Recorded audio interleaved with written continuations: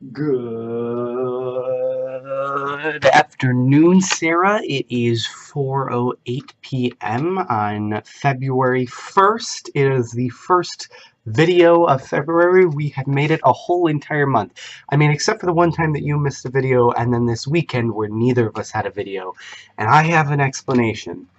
You were busy, so that's obvious. But on Saturday, I, went out with some friends during the day, which kind of limited my time that I would have had to make a video. And then when I got home, I crashed and I just got sick and I just had a fever. And so I just, hopped up on Benadryl and NyQuil and just like nommed on all that medicine. And hey, I'm doing great now. Still a little stuffy, but these things happen. So I don't know, what do I even talk about? So my weekend was excellent. Well, I mean, it was a weekend. I got to see some friends after not seeing them for a long time, and I also did a lot of homework. So those things happen. Was very productive, so that's a plus.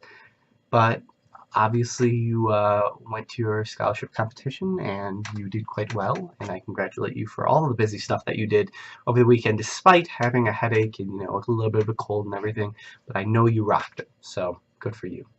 Also over the weekend I read a book that my professor lent to me on the Challenger explosion. It was by Richard Feynman, who is obviously a very famous 20th century physicist.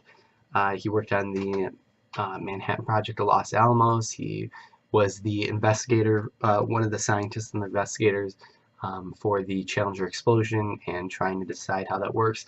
But an interesting tidbit that I thought you might find interesting out of all the things that, all the scientific things that are in there, is the fact that when he was talking about the Challenger and just the sheer or the sheer lack of technology basically that were on those on the shuttle, it's crazy, it's insane. So when the astronauts would go up, they would have this memory loaded into the shuttle, and the shuttle just did its stuff. They almost didn't have to do anything. There was no manual flying they had to do. The shuttle almost did it automatically. So for example, when they would fly down, when they would go back into the descent, the shuttle would, change elevate, or it would, do the adjustments for all its rockets and stuff like that. And the only thing the astronauts had to do was press the button to lower the landing gear, and that's it. It's crazy. And so it's amazing to think of the technology that goes behind all the programming and everything that goes behind making sure that a shuttle does that exactly what it needs to do. But then you have to think about this. The shuttle, the computers on the shuttle didn't have enough memory to hold all of the different sequences of flight. So there wasn't enough memory to hold the going up, staying up, and going down modules that fly the shuttle. So the astronauts would physically have to change the data that's inside the shuttle so that it knows what it needs to do.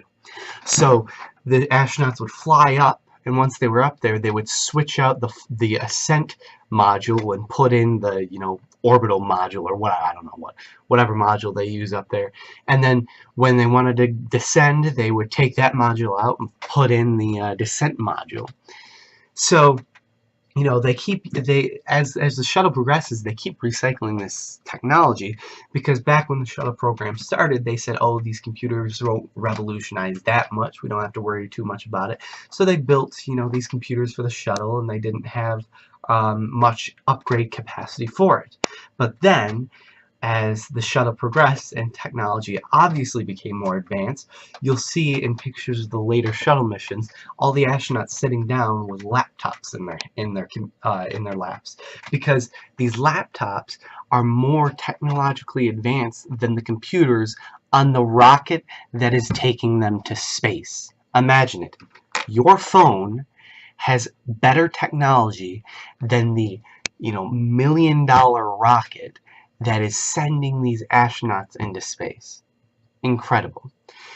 Richard Feynman does a really good job of talking about all this stuff and the steps he took to discovering what had to be done, or what was actually wrong with the Challenger explosion. So it's really interesting if you ever look into that, how that works. But just from a pure technical side, how the rocket operates, is fascinating. So, you know, that was what I did on my Sunday when I was sick and blowing my nose. I was reading that book, which I thoroughly enjoyed. Other than that, I don't really have too much to talk about. I just had classes today, and I'm about to do homework till death do us part. Anyways, I hope you had a wonderful day. I will probably talk to you tonight, and I will see you tomorrow. I love you very much.